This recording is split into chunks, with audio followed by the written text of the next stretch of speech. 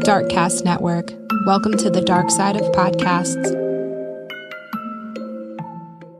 How are you going to heal if you don't feel?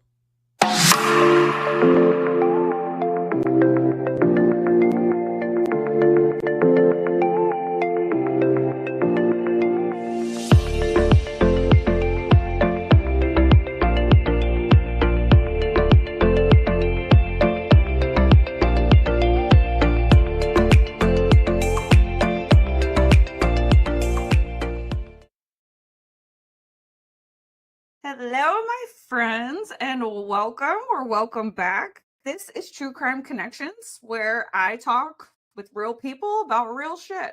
I am Tiffany, your host. So whether you are returning, I am so happy that you're back. If you're new here, this is where we're rewired and inspired to become better versions of ourselves.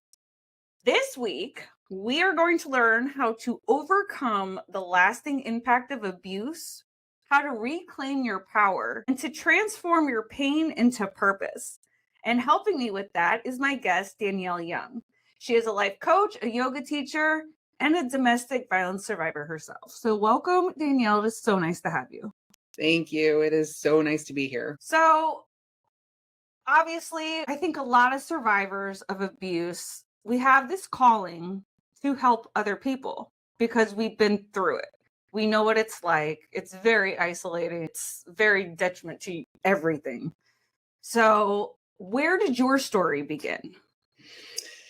So my story kind of begins, the domestic violence part begins about 26 years ago. What led up to that was childhood and, all of the things that happened there. I was bullied a lot. I was always the tallest. Even from kindergarten on, I was the tallest until like sophomore year of high school. So I got made fun of a lot.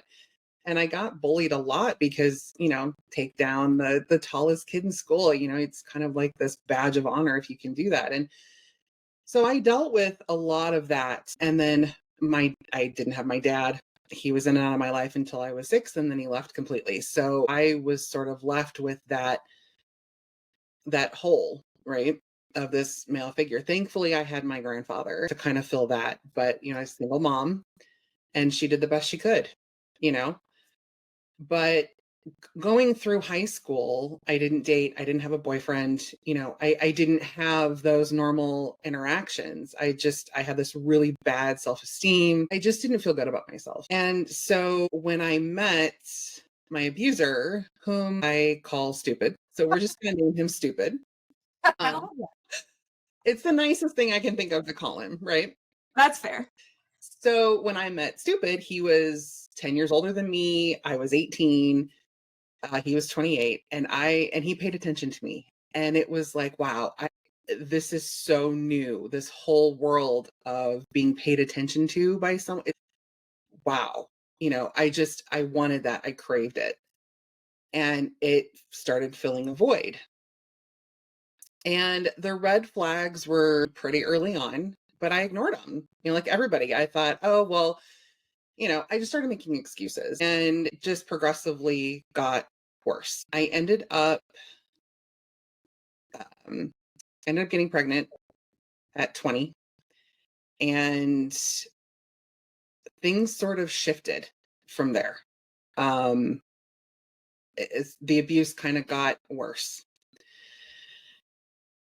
He was very jealous, very demanding, would just do like little things here and there. And it just got worse until one night, my daughter was 3 weeks old, and he came home one night from being out with some friends. I was home with the baby. He tried to kill me. For a really long time, I didn't remember everything that happened. But I've pieced together over the last, 20 some odd years, like this is kind of what happened. And when I left,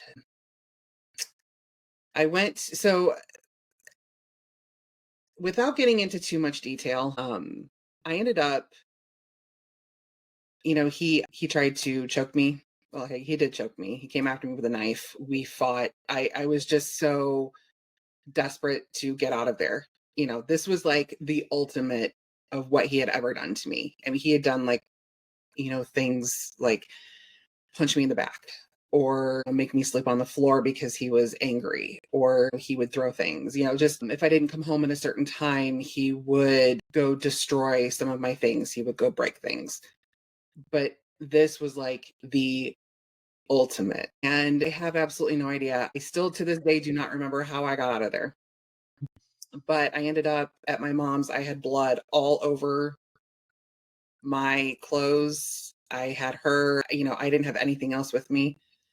I don't know whose blood it was. I just remember walking into my mom's and just her face, like, oh my God, what has happened?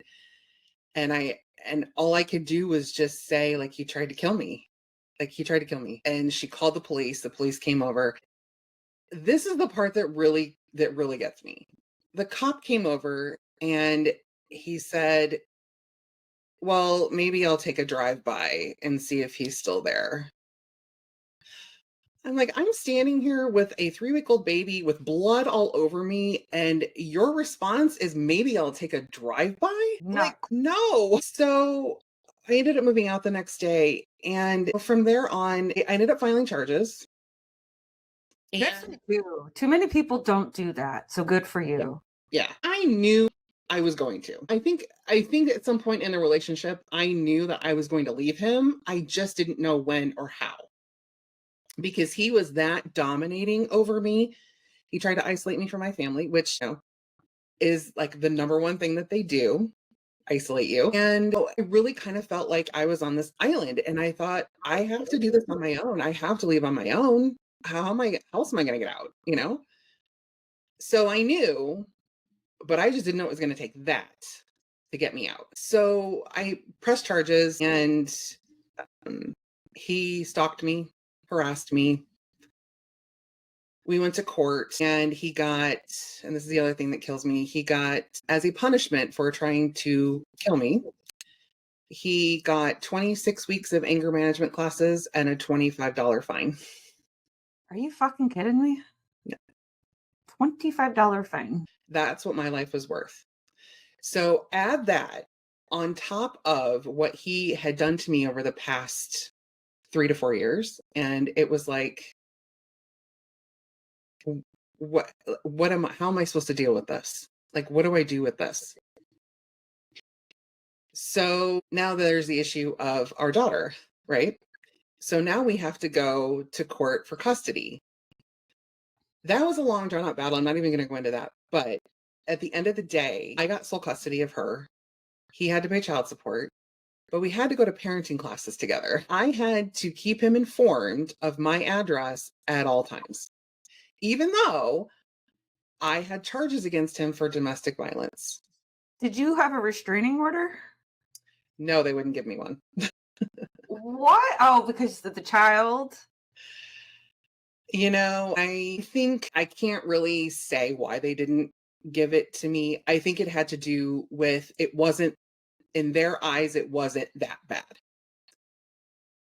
And, and to me, that is just asinine. I can't even, it's unbelievable, right? This Right. whole thing. Life is priceless. Right. Yeah. And, here I'm trying to be a mom. I'm trying to get my life together. I'm trying to deal with what just happened to me. And, and then add that on top of it. Now we have to go to parenting classes, and I have to sit in the same room next to this man. And he has to know where I live at all times because of the court order. It just, it was so unbelievable. It was almost funny. It was like, this is seriously my life right now. I was like, okay, if this is what we have to do, this is what we have to do. And he continuously stalked me, harassed me, call in the middle of the night, drive by my house. I mean, it was nonstop, and I couldn't do anything about it. So that was, for me, that was like the hardest part of all of this. Um, Well, it's a complete mind fuck. right. Yeah, exactly. Exactly. And when you have nobody, not even law enforcement, the court system, nobody having your back, it doesn't matter who at home is saying you're good, you're good, you're good. You do not feel safe at all. At all. No, no. I was afraid of the phone. I was afraid to go outside. I was literally afraid to leave the house. I because he could be anywhere, right? I lived in Right. a really small town and everybody knows everybody. And here he knows where I live. So it's like, well, okay, you know. So we get through the court, we get through the parenting thing. And eventually just had this conversation with myself like, okay, I cannot stay here in this mindset. I have got to shift from being a victim to now I have to be a mom and I have to know how to move forward. I have to heal because now I have this daughter who needs me. I need to be there for her because now she's in the same situation I was. Her dad's not going to be around. So I need to be there for her. So I started going to therapy. That just gave me goosebumps. Go on, I'm sorry. No, you're fine. My lawyer had said, have you thought about therapy? And I'm like, what? No, nobody in my family does a therapy. Like, what is therapy? We're the family that just like sweeps everything under the rug and just goes about our life. So I said, no, never thought about therapy. And he's like, I really think it would be a good thing for you. I thought, okay, well, I'm jobless. I'm living with my mom, yeah, I'll go to therapy. And thankfully, there were some resources through my hometown that I was able to go to therapy. I didn't end up taking advantage of those, so which was good. But therapy was not for me. It just wasn't. I could go in, I could talk about things, but it wasn't giving me anything to do. It's like, yeah, I can go in and talk, but I didn't have any action steps, like, okay, yeah, I feel like this. Yeah, it's super shitty, but how do I deal with it? Give me something to deal with, to work with here. Right. You need tools. Right. And it was just talking and the tools that they give. Okay, well, no, next time it's like, I don't want there to be a next time. I don't want to be in the floor of my closet in a fetal position, triggered in a panic attack and not know how to get myself out. Like, I don't even want to be there in the first place. Right. So for me, therapy was just not it. And I'm not saying that it's a bad thing. I'm saying it works for a huge majority of people. It's a great resource, but for me, it just wasn't there. It's not for everybody. No, it's not. So a friend of mine had, she asked me, have you ever tried yoga? And I'm like, what's yoga? I mean, I grew up like little town, right? Little town. We didn't have yoga. And she was like, well, I have, and I'm dating myself. She's like, I have a VHS watch. And I'm like, okay, I'll take it. Whatever. Yeah, cool. So she gives me this copy of this VHS yoga tape. And I take it home.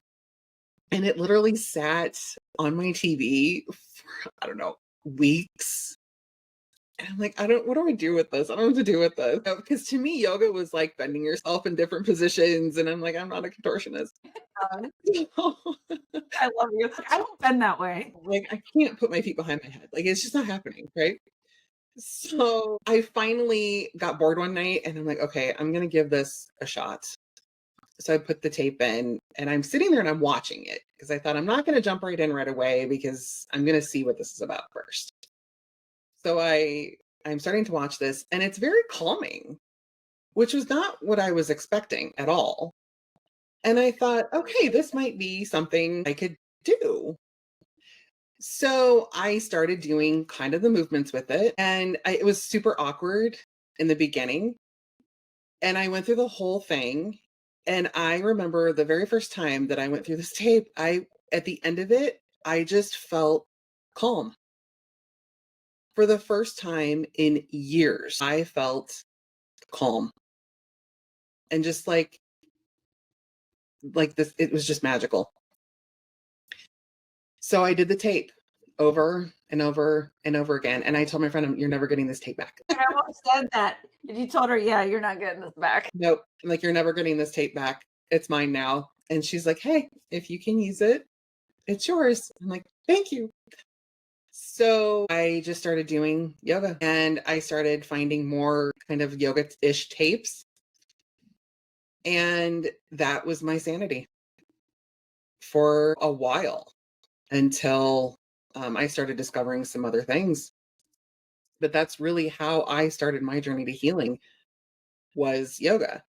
And then came journaling, which was like, okay, I wrote in a diary when I was a kid, but journaling sort of brought out this whole, I remember just writing, just free writing, conscious writing, like stream of thought. And I remember thinking, wow, okay, and I would just write and write and write and write every night before I went to bed, just pages. And then I got this crazy idea one time to rip the pages out and set them on fire. And that was like this whole huge release for me. I get that. Yep.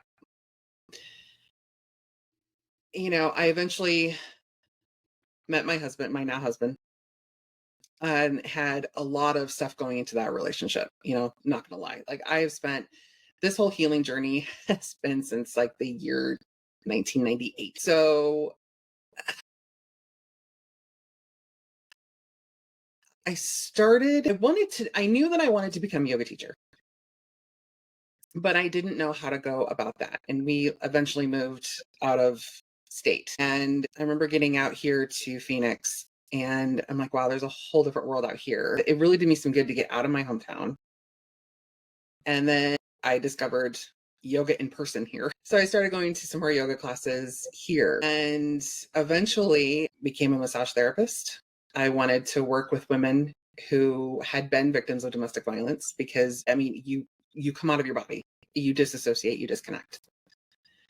And I really thought that would be a good way to help, women, especially, to kind of just come back and have that like soothing touch.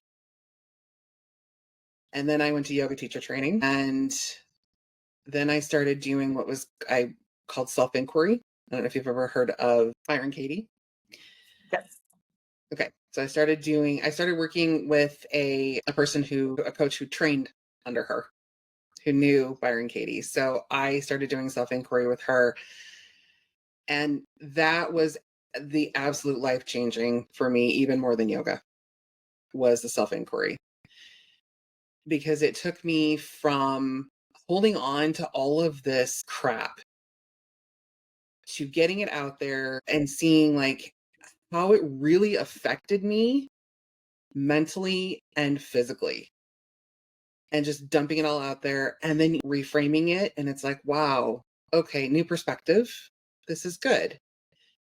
And then I ended up mentoring under her, and now do self-inquiry with my clients. I love that. It's amazing. And then I had a friend of mine say, you would be a really awesome life coach. Like, you've been through a lot. So I became a life coach, and, I'm now a master certified life coach. And all of these tools are the tools that I've used. I went through EMDR, which was amazing. So yeah, that's how I got to where I am today. It's a constant, everyday, daily habit of just, I have a morning routine, I meditate, I make my bed, I prioritize self-care, I set boundaries. Sometimes the boundaries suck setting them, but you have to for your own sanity. So, little daily habits. And now I'm putting this out to the world and teaching it to the world. I absolutely love that. I have also been on like my own personal journey. I'm also a survivor. And one of my abusers was my son's father. And I left him when my son was a month old, because I was like, he's going to end up killing one of us or both, or, it wasn't safe. He was a very mean drunk. So Yeah. that was just horrible. So I can identify so much. And even like doing my podcast, and I think it's great that you're thinking about starting one, it's literally helped transform me.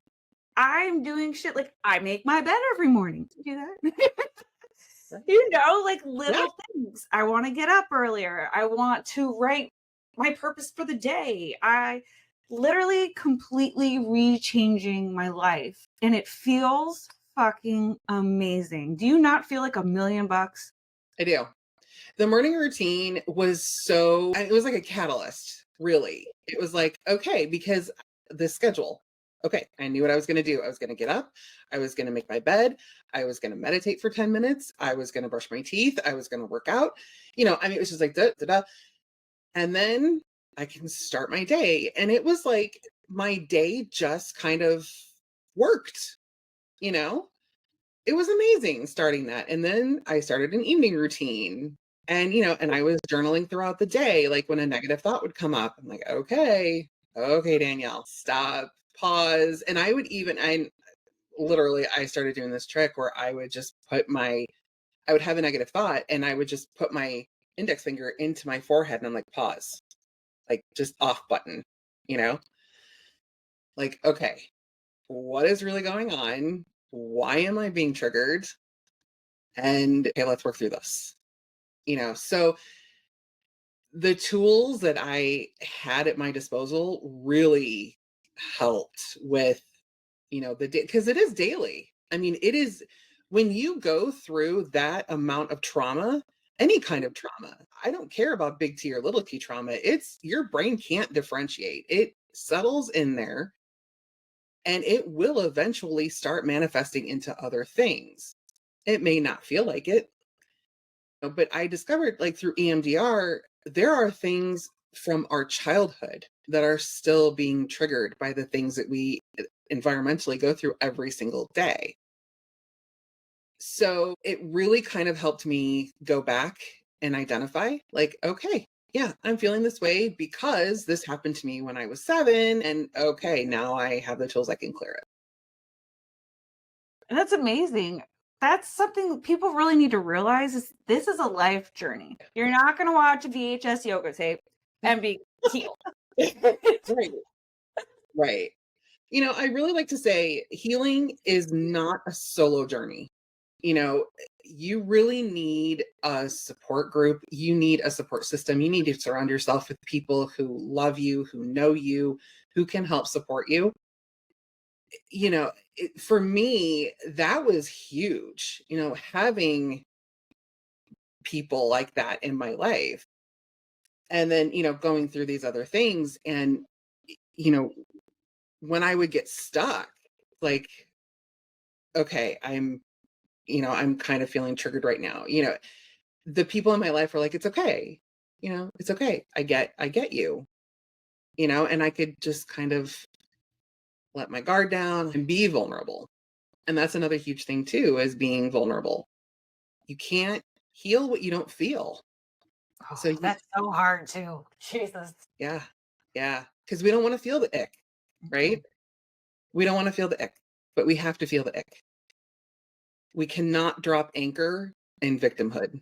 We just can't. It will wreak havoc on your mental and physical being. Your nervous system for sure. Oh my God. Some days I still feel like it does. I could be having a great day. Nothing's bothering me, but I can just feel my body is tense or my jaw and it's like, you need to release this Right. because there's no reason for you to even be doing this right now. And it's hard to condition yourself, but you have to always be aware of what your body is doing because it's trying to tell you something. Right. Exactly. Yeah. And it's just, noticing that and just being able to sit with it in that moment. Like, okay. And I like to sit with it and just say, okay, what do I need right now? And listen, you're what your body needs. It's just a matter of listening. So tune in. What do I need right now? And then do that. If you need to take a break, if you need to take a breath, if you need to go outside, touch grass, go do it. Ground yourself, and then one foot in front of the other. I feel like the brain is a double-edged sword because it can either be the one that's your biggest cheerleader, or it's the one saying, you suck, you can't do this, Right. who do you think you are? And that's the part that you have to move past. No matter when you hear that negativity, say, wait a minute, why can't I? If someone else can do it, why can't I? What makes me different? Not a damn thing. Right. Oh yeah, your ego loves to play devil's advocate. And it's there. I mean, ultimately the purpose of the ego is to keep you safe, right? But it doesn't know everything. So, my version of safe now is outside of scary. My version of safe now is completely different than what it was. And it's that shifting of mindset, right? Like, I'm safe right now. Everything is okay. I'm not, because for a long time, I mean, I would have such horrible panic attacks. And I'm like, why am I having this panic attack right now? I had one in my car once, thought I was going to get into a wreck. I mean, and it's things like that you don't know are going to come up until they do. And to have the tools necessary to deal with it in that moment, priceless. So that's what I'm saying. Don't stay in victimhood. That could have been a matter of life and death. You're driving, having a panic attack. You have to have these tools to know. Sometimes you can even spot it coming on. Once you really tune into yourself, you'll be like, uh-oh, and like try to start preventing it. But if not, at least you know how to make it quicker to get to the end result. Right. Yeah, for sure. So when you moved, Stupid just was okay with that? So actually, funny thing is, he moved out of state before I did. I really started putting up boundaries. And when he would call and try to harass me, I'm like, you know what? I'm over your shit. I'm over you. You have zero power over me anymore. I don't care what you do. You want to come after me, come after me. Like, I will take you down now. I am not who I was when you used to hit me, when you would punch me in the back, when you made me sleep on the floor, when you took that knife to me. Like, I am not that girl anymore. And it got to the point where I'm like, I dare you to come after me. And it was at that point when he stopped. When I not let him have any more power over me, when I started standing up for myself and setting these boundaries, he disappeared. Oh, they don't like that. No, not like that. And I thought, you can move on. You can go rock on with your piece of shit self somewhere else. I do not need you in my airspace. So he did. And I thought, okay, good. Now I don't have, but I still got the harassing phone calls. But I just didn't have him driving by my house at 3:00 in the morning, checking to see if I was there. And I didn't have to go out and worry if I was going to, like, quote unquote, run into him. He wouldn't be in public where I was. So that also in itself was kind of like, okay, I can take a little bit of a breather now, knowing that he's moved away. But yeah, the phone call still continued for ever. I think they continued until he found out that I was with someone else and it was a serious relationship. And then he sort of like dropped the calls. Thank you. Whoever's watching over me, thank you. And hopefully now you still don't have to share your address. No, for a long time. I hid for a really, really long time. And it's not fun hiding. No, not at all. You need to live your life. Right. I mean, we went so far. I was so bad. We ended up getting a German Shepherd because I couldn't walk around the neighborhood, even though, like, logically I knew he was not coming here to Arizona to finish what he started. I knew that. But, your nervous system kind of takes over and it's like, okay, well, there's still this perceived threat. There's always that what if. So we got my German Shepherd and he went with me everywhere. And that was sort of my safety. That's how I could leave the house. That's how I could go for walks. That's how, I could be in the world. And, he was, yeah, I mean, he was really a big, huge part of my healing. He was your safety net. He was. Yeah. I love that. Animals are great. They really are. They Yeah, give so many people the love that they really need. they do. And unfortunately, he passed away a couple of years ago at 13. But now we have another dog, and she is amazing too. Like, I think he sent her to us. I'm convinced. Nobody can tell me otherwise. You keep on going with that. I believe you. Yeah, he knew Mama still needed, a friend. So Correct. I think he sent us our Fluffmeister. I love that. So do you do coaching only and like the yoga teaching only in person? Do you also do it online? I know if people are interested, they go to inspiredactionwellness.com, but where do you mostly do your things? I do have an office here, but I don't know. I find it easier for people to just do Zoom.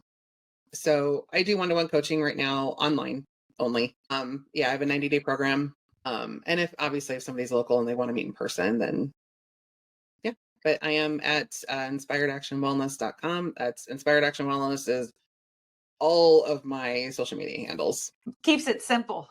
I'm grateful I was able to get them too. I thought somebody's got to have this somewhere, but nope. I'm Inspired Action Wellness on all the platforms. So I just got my certificate in life coach, and I also started doing hypnotherapy. And I'm like, I have to come up with a name, but by now they're all freaking taken. Yeah, I know. That's the hard thing. Like, because people will come up with a name and then they don't use it, or they forget, or they come up with another like handle and then just leave that one out there instead of like deleting it. And it's like, share, people. Podcast names, you'll find like when you're ready to do yours, you're gonna be like, okay. And you're gonna be like, some bitch, it's already taken. But Right? not even be active. Yeah, I know. I'm not looking forward to that part. Well, I can help you if you ever have any questions, for sure. That would be amazing. Thank you. Yeah. Of course. Do you on like your website, do you have anything that people can kind of like check out? Do you have any like forms or I don't know, like tests for people? No, I don't test people right off the bat. But yeah, my website, full of information. You can get a hold of me on there. You can even book free breakthrough call. I call them breakthrough calls because we just go over your goals, where you are now, where you want to be, where you envision yourself. And then if I can help you get there, great. If not, I'll tell you. And then I've got I just had my website redone. So I think we put up the resources. There's like domestic violence resources on there as well. I'm also a teacher on Insight Timer. So if anyone is on there, I've got some meditations and yoga nidras on there. And I think the link is on my website as well. But in my coaching program, I do offer affirmations, meditations, videos, things like that. And then I have a Facebook group that I just started the Facebook group. It's brand new. I think I have like 6 people in there now. I do plan on doing some lives in there as well with some nidras and, things like that. Very cool. Yeah. Everybody needs some good affirmations in their life, man. I say them when I wake up. I say them before I go to bed. It's really important, because you are the one person listening to you all of the time. So instead of saying, I suck, I'm horrible, no, you're not. I write things on my mirror. I take those erase the whiteboard markers, the dry erase, that's what they're called. And I write on my mirror, an affirmation, a new one every week. And it's like, okay, I'll stand there in the mirror and say it to myself. It's like, yeah, I'm a badass. I own it. My mirror says so. It says it, therefore I am. Right. This would work on a mirror. I don't know why I thought it's only for the board. For my mirror, yeah. Or you could do Post-its, or you could do those. They even have the sticky ones that they're like, they're like the dry erase, like sticky, like things you can put up. Ooh, I have to look into that. You can find them. I found mine on Amazon. Amazon has everything. Do you know you can buy a love- casket on Amazon? Weird fact. Don't ask me why I know that, but I do know that. Yeah, I think my husband and my son found you could buy like, what was it, uranium or something on that? I don't remember. I'm like, you number one, if I'm serious, I'm like, if the Homeland Department comes knocking at our door, I'm pointing them in your direction. Right. I'm like, you guys. That's hilarious. Oh my God. Was there anything else that you wanted to add? Anything that you want people to know or think, feel? Yeah, if you're hearing this and you are in a domestic violence situation and you are scared to get out because you don't know what's on the other side of it, there's this, feeling of uncertainty. There's the unknown, right? Always the fear of the unknown. Trust me when I tell you, there is life on the other side. There is always life on the other side. And no matter what happens, there is always support out there. There's us, Mm-hmm. there's support groups, there friends, family, whatever. There are shelters. There are resources out there that can help you get out. I just want to say, if you are afraid to take that step, I get it. Been there, but take the step. There is life on the other side. Your healing journey will not be easy. It will suck at times. There will be highs, there will be lows, there will be days you're going to want to quit, but don't quit. You and I are living proof that if you don't quit and keep going, magical things happen to you. My And God. they just do. I'm telling you, since I have completely done a 180 and I have never felt so damn good. For real. It took a long time to get here. And trust me, we're not done. Yeah, no, it's You in could feel perpetuity. so amazing. Yes. Yeah. Yeah. And I do this now because I did not have these resources when I first came out of this abusive relationship. I had my VHS yoga tape and therapy that didn't work for me. That's what I had. And I really struggled for a long time because I thought, what am I going to, how do I know that I need to get over this, but how? Like, how I don't have the tools. So it was super frustrating for me. So I am right now who I needed to be, or who I needed back then when I was leaving the whole situation. Really, like, How empowering is that? yeah, it's super, it's amazing to me. And I'm so grateful that I am now in a position where I can do this, and I really, really want people to know that they can do this too. Like, pay it forward. That's exactly what I'm doing. I'm paying it forward, you know, come through this, do whatever you need to do to heal. I promise your life will be amazing. And then you can come through this knowing you survived it, you're here, and you can turn your pain into purpose like we have. Absolutely. And then contact me and tell me what class you're teaching now or what you're doing. Because Yeah. once you do Yeah. get to a point, you want to help other people. It's what happens. It's what happens. Yeah. And the interesting thing too is you and I have a similar background. I studied serial killers as well. And when I started imitating art, I'm like, okay, peace out. Like, I can't do this anymore. I'm, you know, we're done. But I still watch the true crime stuff. I love it. Oh my God, yes. Honestly, It's that is what drew me to true crime is because I actually saw myself in these shows. I mean, obviously, I'm still alive. I'm here. But, like, any of those could have been me, any of right. them. And then you start seeing the flags. When I was going through all this, there's no such thing as gaslighting, narcissists, Right. love bombing. None of this shit exists. You're just like, whoa, what the hell have I gotten myself into? Right. Now there's names for it. There's clarity. And now you know for sure you're not a crazy bitch. Right. Yeah. Yeah. It's like, thank you so much for like labeling my validation. Yeah. No, I agree. Totally. So amazing having you on for real. I would love to keep in touch. And if you ever want to come back on, you are so more than welcome. Thank you. I would love that. Yeah. Very cool. All right. I think we all know somebody who can benefit from this episode. Please make sure to share it with them. And thank you guys so much for listening to my podcast. This really means a lot to me. If one of my episodes has helped you in any way, I would really like to know. It's important for me to know that the work that I'm doing is actually helping people. If you want more of me, make sure to subscribe to my YouTube channel and follow me on Instagram and TikTok. If you or anyone you know is in need of national hotlines, please go to truecrimeconnections.com. I have all the phone numbers there listed for anything that you could possibly imagine. All right, my Renowned Roots community, keep building hope and gaining strength. Until next time.